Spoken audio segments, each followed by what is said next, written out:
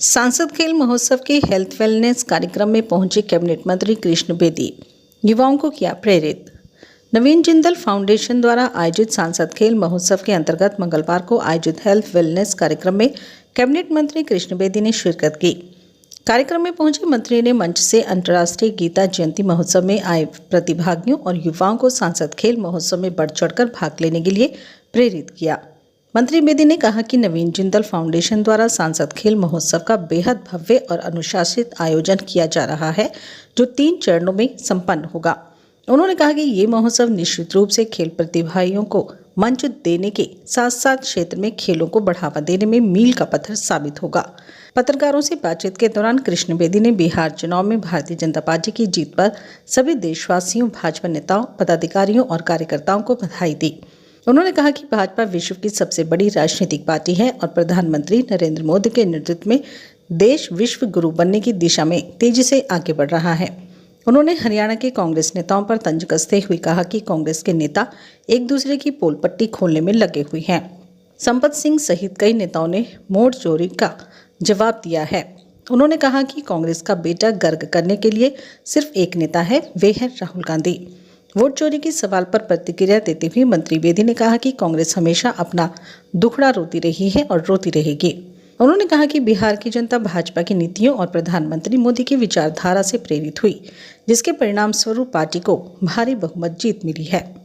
जयंती अंतर्राष्ट्रीय गीता जयंती महोत्सव के इस पावन पवित्र अवसर पर मुझे सौभाग्य है कि सभी पत्रकार छायाकार साथियों के बीच में मैं आज ब्रह्म सरोवर के पावन पवित्र तट पर जिंदल फाउंडेशन द्वारा जो ये एग्जीबिशन यहाँ पर लगाई गई है और लगातार पूरे गीता जयंती महोत्सव के दौरान ये एग्जीबिशन यहाँ पर चलेगी।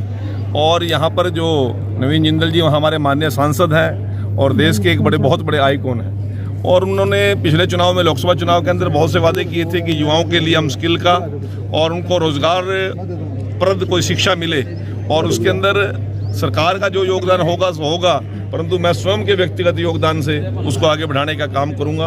और जब जिंदल जी चुनाव लड़ रहे थे, उनके लिए हम भी वोट मांग रहे थे, हमने भी लोगों से बीच में जाकर ये वादा किया था।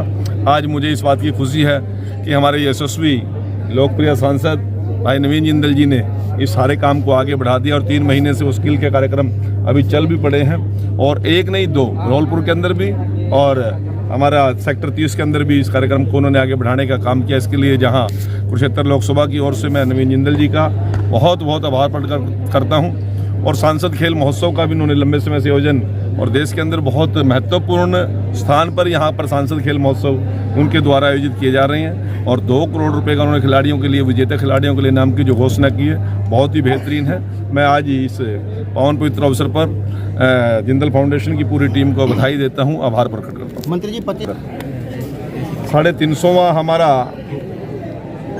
शहीदी दिवस, जिन्होंने अपना सर्वस्व सनातन को बचाने के लिए, धर्म को बचाने के लिए और जुल्म जातियाँ करने वाले लोगों को आईना दिखाने के लिए सबसे पहले अपने शीश का बलिदान देकर जिन्होंने धर्म की रक्षा की, देश की रक्षा की, ऐसे गुरु तेग बहादुर जी की शहीदी दिवस के अवसर पर देश के माननीय प्रधानमंत्री, यशस्वी प्रधानमंत्री, धर्म प्राण प्रधानमंत्री कुरुक्षेत्र की पावन पवित्र धरा पर आ रहे हैं।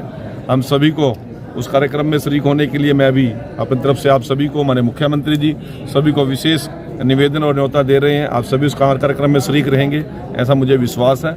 और शाम को अंतर्राष्ट्रीय गीता जयंती महोत्सव के अंदर देश के प्रधानमंत्री जी महाआरती के अंदर भागीदारी करेंगे और गीता जयंती महोत्सव की विधिवत, अंतर्राष्ट्रीय गीता जयंती महोत्सव की विधिवत की शुरुआत उस दिन होगी। ये हमारे लिए बहुत ही खुशी का क्षण है। पिछले 11 साल से शायद प्रधानमंत्री जी का ये पहला गीता जयंती महोत्सव के अंदर आगमन होगा। ये सारी बातें हैं, अभी उसके ऊपर केवल विचार किया गया, फाइल पे कुछ नहीं है। अभी 2-3 चीज़ों पर चर्चा आई है माननीय मुख्यमंत्री जी के संज्ञान में, और लगता है कि जो बेटर होगा वो करेंगे। अभी मुख्यमंत्री जी ने केवल सांसद बरवाड़ा के अंदर एक कार्यक्रम में इसकी घोषणा की है। अभी फाइल पे मेरा डिपार्टमेंट इसको देखता, फाइल पे भी कुछ नहीं आया, और लोगों के विचार भी ले रहे हैं। क्योंकि हमारे दिमाग में एक बात चल रही है मुख्यमंत्री जी के कि एक मुश्त कुछ बहनों के हाथ में 2 साल या 3 साल के बाद कुछ रकम आएगी तो घर के कुछ जरूरी कामकाज बहनें निपटा लेंगी, परंतु 2100 रुपये अवश्य मिलेंगे, 100% मिलेंगे।